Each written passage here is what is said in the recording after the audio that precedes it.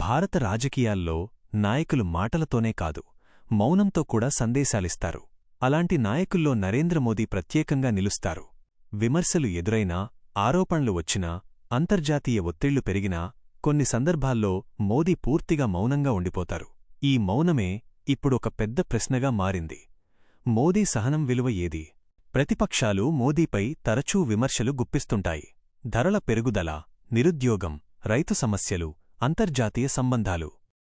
ప్రతి అంశంపైనా ఆరోపణలు వస్తూనే ఉంటాయి.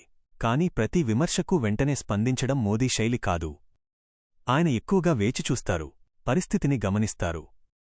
సమయం వచ్చినప్పుడు మాత్రమే స్పందిస్తారు. ఈ ధోరణినే ఆయన సహనమని రాజకీయ విశ్లేషకులు చెబుతున్నారు.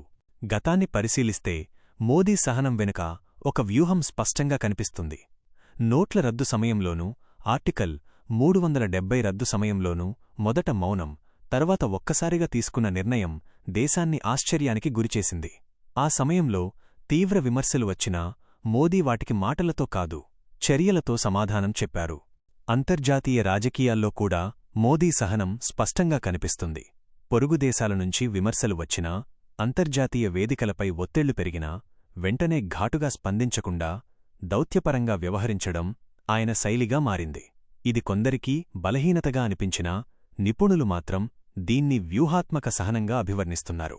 మోదీ సహనానికి మరో ముఖ్యమైన కోణం ఉంది: సమయం. రాజకీయాల్లో సరైన సమయంలో సరైన నిర్ణయం తీసుకోవడమే విజయం. ముందుగా స్పందిస్తే నష్టం, ఆలస్యంగా స్పందిస్తే ప్రమాదం. ఈ రెండూ మధ్య సమతుల్యతే మోదీ రాజకీయ శైలిలో కీలక పాత్ర పోషిస్తుంది. అందుకే ఆయన చాలా సందర్భాల్లో విమర్శలు వచ్చినా స్పందించకుండా సమయం తనవైపు వచ్చేలా ఎదురుచూస్తారు. ప్రతిపక్షాలు మాత్రం దీనిని వేరేలా చిత్రీకరిస్తున్నాయి. మౌనం అంటే బాధ్యత నుంచి తప్పించుకోవడమే అంటూ విమర్శలు చేస్తున్నాయి.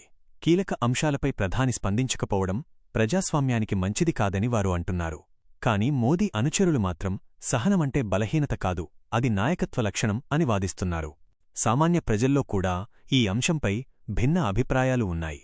కొందరు మోదీ మౌనాన్ని ధైర్యంగా చూస్తుంటే మరికొందరు స్పష్టత లేకపోవడంగా భావిస్తున్నారు. అయితే ఒక విషయం మాత్రం నిజం: మోదీ సహనం రాజకీయాల్లో నిర్లక్ష్యంగా తీసుకునే విషయం కాదు, అది ఒక లెక్కచేసిన నిర్ణయం. రాజకీయ విశ్లేషకుల మాటల్లో చెప్పాలంటే మోదీ సహనం వెనుక 3 అంశాలున్నాయి: పరిస్థితి అంచనా, సమయ నియంత్రణ, ప్రభావం. ఈ 3 కలిసి పనిచేసినప్పుడే మోదీ నిర్ణయాలు బయటకొస్తాయి. అప్పటి వరకు మౌనం కొనసాగుతుంది. మొత్తానికి మోదీ సహనం విలువ మాటల్లో కాదు, ఫలితాల్లో కనిపిస్తుంది. అది బలహీనత కాదు, ఒక వ్యూహం, ఒక రాజకీయ ఆయుధం. మోదీ మౌనంగా ఉన్నప్పుడు దేశ రాజకీయాలు ఒక్క ప్రశ్న అడుగుతాయి: ఈ మౌనం వెనుక వచ్చే నిర్ణయం ఎంత పెద్దది? దానికి సమాధానం రాబోయే రోజుల్లో తేలనుంది.